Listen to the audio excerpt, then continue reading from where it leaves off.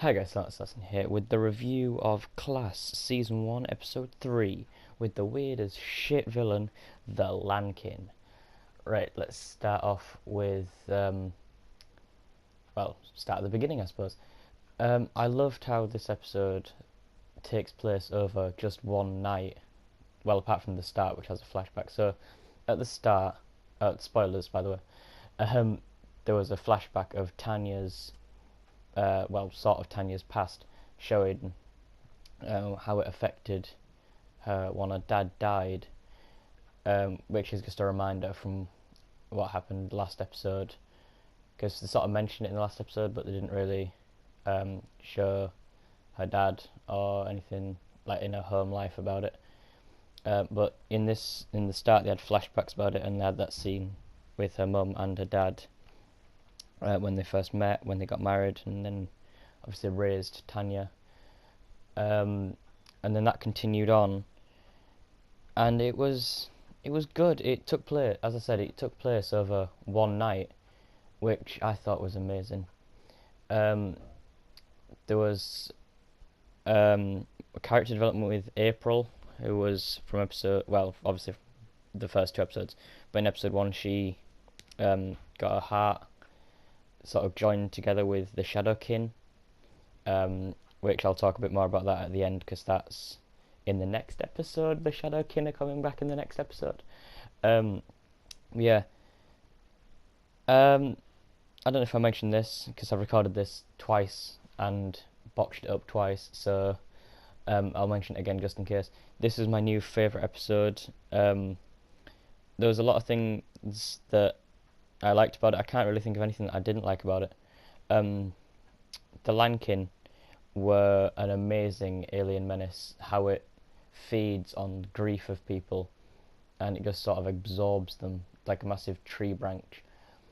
I loved that as a villain, and how they had to cut the vines. Even though when they cut the vines in the climax, they didn't like join back to themselves, because like near the start when Ram cut one of the vines off the car, it just joined itself back up.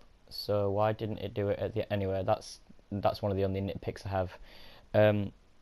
Ram, I was quite surprised didn't go with Tanya, because I honestly thought from the last episode, with the sort of character dynamic that they had, that Ram would be going out with Tanya, but apparently not, because in this episode, Ram and April get paired up, because obviously Tanya is occupied with her quote-unquote dad, when it's actually one of the Lankin. I keep sort of pausing when I say Lankin, because the reason why I stopped recording it twice before and having to redo it now, for the third time, is because I kept forgetting what the alien name was. I thought it was like LinkedIn or whatever it was, but I actually went back to my computer, rewound it to the point where it said the name, and I had to do that twice just to remember it, and I've got it written down on my phone now. So yeah, it's definitely the Lankin.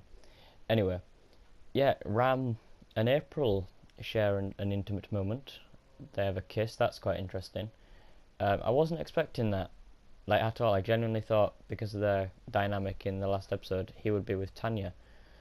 But no, apparently not.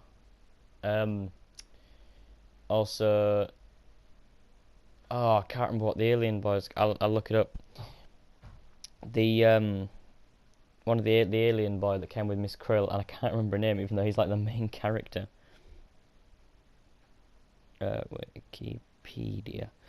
But yeah, him, and I love that he's gay in the series. I love that BBC have actually done that, because that's genuinely a surprise. I didn't think that the BBC would do something like that. I mean, yeah, we've had like Captain Jack, John Barrowman, he was gay in the series, Torchwood, but I haven't seen that yet, so I can't really judge it. It was Charlie Smith. The homosexual one. Oh, what's his? I'm guessing it's Matus. I think Matus, maybe? That might be. I think that's oh yeah, because it's got a name underneath it. Matus Andrzejewski. I think that's who his boyfriend is. Um, I just love that they're having a relationship, and it's just adorable. What else is there? Um, oh, the Miss Krill still hasn't disappointed me. I love Miss Krill's character. She is just so funny. How everything that she says is somehow insulting, or is like just calling someone's bullshit. It is just brilliant. The conversation that he has with her quote unquote sister, because it's not, it's the Lankin. Um, that was just amazing. Right at the end when she says, "How dare you defile my sister by making her nice?" Oh, that's just it's wonderful. Um, I don't really think there's much more to talk about. It felt like quite a short episode. Like not too much happened. It was all quite condensed, which I liked. I would have maybe, and even though this is somewhat of, even though this is one of its advantages, that it takes place over just a day, or in this case a night. Um, I might have liked to see a bit more of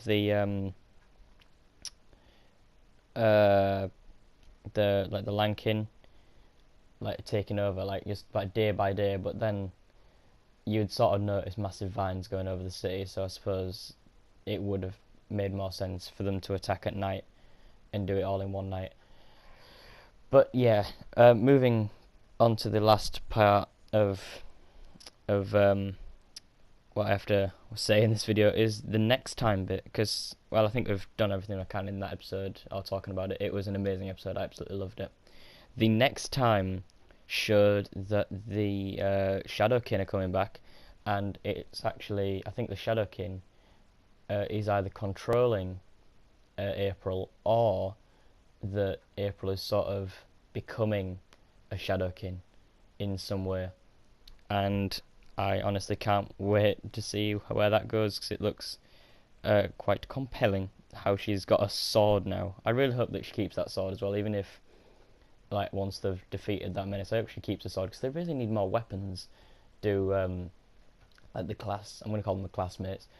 They really need more weapons, because Miss Krill has that gun that I think she's repairing, because in the end of this episode she had like bits of a gun, and I'm pretty sure she's trying to repair it after saying that the Krill need a gun, or the Krill needs a weapon.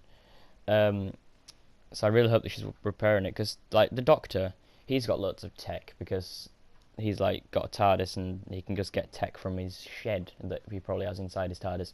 Sarah Jane, she had tech because she travelled with the Doctor, and then she sort of searched the world for various